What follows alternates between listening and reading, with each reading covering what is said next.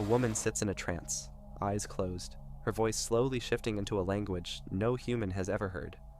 Not just gibberish, a fully formed alien grammar. She describes life on Mars. She draws the architecture of Martian cities. She speaks of customs, planets, and people that do not exist on Earth.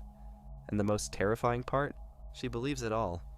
Her name was Hélène Smith, and the man who studied her, documented her, and decoded her psyche was a psychologist named Theodore Flournoy, but standing just behind him, reading, watching, and absorbing everything she revealed was Carl Jung himself. What Jung saw in her would haunt him for decades. This is the case that blurred the lines between mysticism and madness. It wasn't just about multiple personalities. It wasn't just about imaginary languages or reincarnated memories. It was a descent into the psychological underworld, and it changed Jung forever. But before Jung, before archetypes and the collective unconscious, before even the Red Book, there was, From India to the Planet Mars, a book Flournoy published in 1899 that remains one of the strangest and most prophetic works in the history of psychology. And it all began with automatic writing. Hélène Smith was a Geneva-born medium, born Catherine Elise Mueller in 1861. By her mid-30s, she was already known in spiritualist circles for her uncanny ability to channel spirits, communicate with the dead, and write in untraceable languages. But it was when Flournoy began attending her sessions that things took a much darker, much more compelling turn. She didn't just speak to spirits, she became them. In one session, she became a 15th century Hindu princess named Simandini. In another, she channeled a being from the planet Mars. And it wasn't random. She created complex symbols, alien scripts, and elaborate cultural practices for this Martian civilization, which she recalled in deep trance states as if reliving memories from another life. This is what Flournoy called romantic cycles, entire narrative worlds that erupted from her subconscious like novels no one had ever written. And Jung? He watched all of this with obsessive fascination. In Hélène Smith, Jung saw something far more radical than hysteria or fraud. He saw the autonomous psyche in action. This wasn't just dissociation, it was creation, worlds emerging from within. She was not merely playing a role, she was possessed, not by spirits, but by deep psychic forces that had a logic of their own. Flournoy diagnosed her as suffering from cryptomnesia, memories forgotten by the conscious mind, but remembered by the subconscious, and recycled into new narratives. But Jung looked deeper. He saw archetypes, mythic personalities, the birth of symbolic systems from the depths of the self. In later writings, Jung would argue that Smith's Martian language wasn't a hoax, nor was it alien. It was symbolic language, the psyche attempting to give shape to what could not be spoken. She was speaking dream, and that was more disturbing than anything extraterrestrial, because it meant that the unconscious mind could simulate entire realities, complete with architecture, rituals, and grammar. Think about that for a moment. A single human mind, untrained in linguistics, dreams up a fully formed language, and she believes it. As Jung later noted, this case forced him to realize that the unconscious wasn't just a container of repressed memories, it was an architect. It could build, design, inhabit, and even deceive. But this is where things get even more uncomfortable. When Hélène entered her Indian trance, she didn't just describe the life of a Hindu princess, she adopted unfamiliar gestures. Her voice changed. She used Sanskrit-like sounds. She claimed to remember past lives and spiritual journeys in vivid detail. Flournoy, ever the empiricist, chalked it up to an overactive imagination blended with forgotten exposures to Orientalist books. But Jung saw something deeper. In Smith's Indian cycle, he saw the emergence of the anima, the inner feminine force of the psyche. Her royal identity symbolized spiritual sovereignty, while her mystical experiences pointed to the soul's journey toward individuation. In short, her psychosis was also a spiritual quest, and it frightened Jung, because it meant madness and enlightenment were not opposites, they were neighbors. He wrote, "She opened a door that psychology was not ready to walk through, but the soul had already entered." The more you study Smith's case, the harder it becomes to draw the line between mental illness and mystical experience. She wasn't a liar, she wasn't a fraud, she was a mirror, and in her mirror, Jung saw his own future reflected. Years later, when Jung himself began descending into his Red Book visions, he would remember Smith. He would recall her descent into imaginary worlds. He would remember how Flournoy tried to contain her with diagnosis, while she kept expanding into myth. And he would understand. The mind is not a fortress, it is a cosmos. One of the most chilling things Smith ever wrote in trance. I am not Hélène. Hélène is the dream.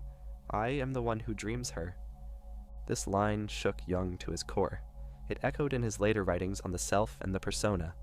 The idea that the ego is not the truth of the person, but a mask worn by a deeper being. Hélène Smith may have been the first modern individual to document what we now call active imagination, and she did it through visions of Mars. Psychologists today still debate what Smith was suffering from. Was it dissociative identity disorder? A case of schizophrenia? A rare form of temporal lobe epilepsy? Or was it something far more mysterious? Jung was convinced that what Smith accessed was real.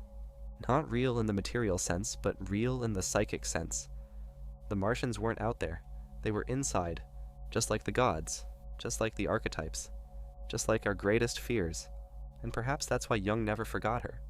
Because she wasn't an outlier. She was a prophecy of what happens when the dreamer becomes the dream, and the soul begins to speak in its native tongue, a tongue that no one else understands, but every soul remembers. But as Flournoy dug deeper into Hélène's Martian narratives, something began to shift. The messages, once poetic and mysterious, now grew increasingly authoritarian, riddled with proclamations from celestial beings and hierarchies of power. Her Martian guides issued edicts. They chastised her for her doubts. They positioned themselves as spiritual judges, and Hélène, still unaware of what was occurring in the psychological shadows, followed their will with frightening submission. Flournoy, both amazed and disturbed, coined a new term for the phenomenon: cryptomnesia, the re-emergence of forgotten memories that masquerade as original inspiration. He suspected that Hélène's elaborate Martian language might not be the gift of interplanetary spirits, but instead the subconscious remixing of her earthly knowledge. This was more than fraud. This was a haunting revelation. And Carl Jung was watching. Jung studied Flournoy's report like scripture. He didn't dismiss the visions, nor did he call Hélène a liar. Instead, he saw the case as a living example of the very thing he would one day call the autonomous complex, a splintered fragment of the psyche that acts as an independent identity within the mind. It can speak in foreign voices. It can project itself onto otherworldly visions. It can even give rise to entirely new realities, for those who are open enough, or broken enough, to see them. To Jung, Hélène Smith was not a fraud. She was the canary in the coal mine of consciousness, a terrifying, fragile messenger of what lies within us all. She did not fake her Martian language. She birthed it from the raw material of her psyche through symbols and syllables that slipped past the ego's gatekeeping.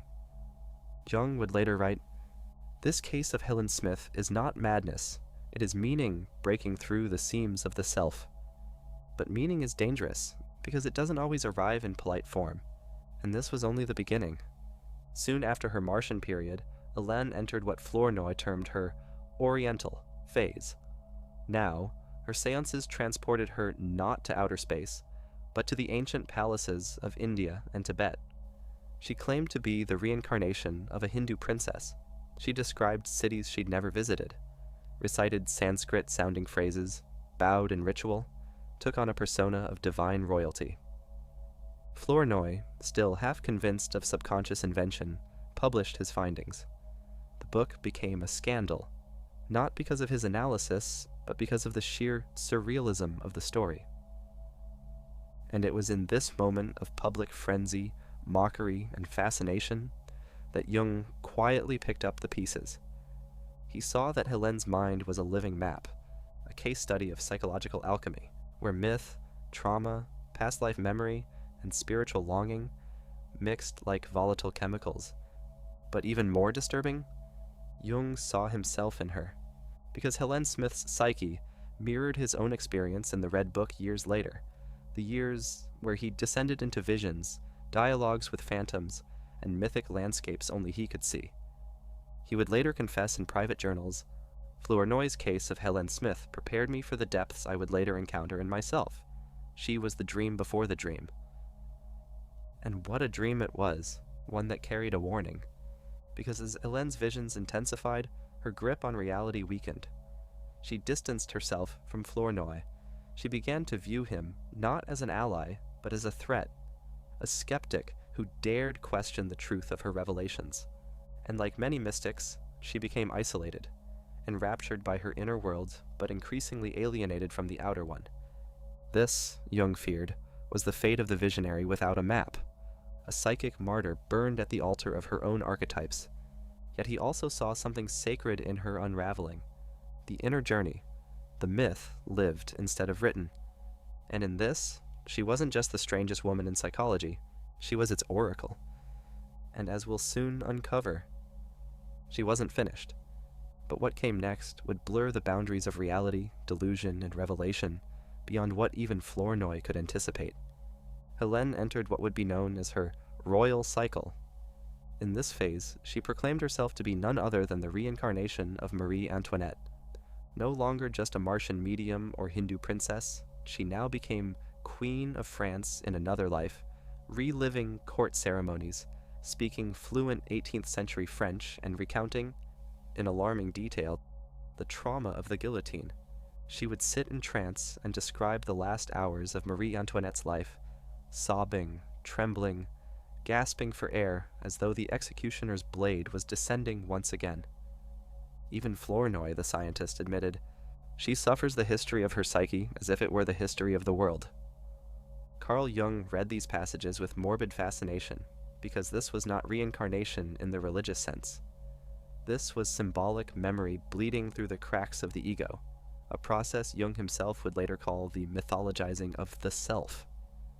To Jung, Hélène was unconsciously selecting archetypes, queen, martyr, prophet, and becoming them, not in fantasy, but in function. He wrote in a private letter, her consciousness fractured not by disease, but by the pressure of symbols that demanded incarnation. And this is what disturbed Jung more than anything, that the human mind, left unchecked by ego but not yet consumed by madness, could become a stage for archetypal possession, that Hélène Smith had become the vessel of living myth, that she was not acting these lives, she was being acted through. This idea, that the psyche can be colonized by internal figures, by archetypes that rise from the unconscious and seize control, this became one of the foundational pillars of Jung's psychology.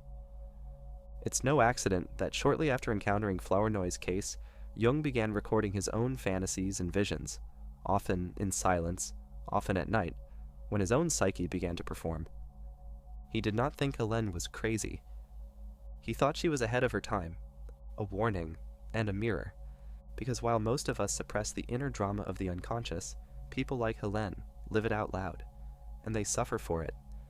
But there was one final twist in her story, one that Jung would reflect on for years. In the final phase of her visionary life, Hélène Smith began painting. Not simple images, but elaborate symbolic works, landscapes of stars, eyes, crosses, and planets. Her Martian alphabet reappeared in calligraphic detail, intertwined with Christian symbols and mandalas. One of her most haunting paintings features a pathway of stars that leads to a burning crown floating above a crumbling city. She said it came from the Martians, but Jung knew better. He would later write, her art was the soul's final attempt to speak directly.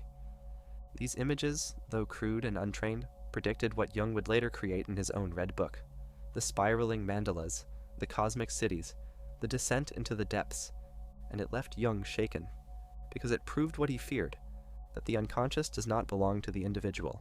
It is shared, collective, ancient, and sometimes it speaks through us whether we like it or not. Hélène Smith wasn't just a woman, she was a psychic event, a soul torn between archetype and identity, a medium for the messages modern psychology wasn't ready to receive, and Carl Jung never forgot her. In his later years, long after Hélène had faded into obscurity, Jung would occasionally bring up the case in seminars and private discussions. He once said, "You may laugh at her, but you will dream her dreams one day. You will speak in tongues you do not understand, and you will wonder what gods live inside you." And that is why her story is so disturbing, Because Hélène wasn't unique in her madness. She was a preview, a glimpse of what happens when the veil drops and the unconscious pours in, when myth becomes flesh, when symbols refuse to stay buried, and when the human mind opens just a little too wide. Flournoy tried to explain her. Jung tried to learn from her.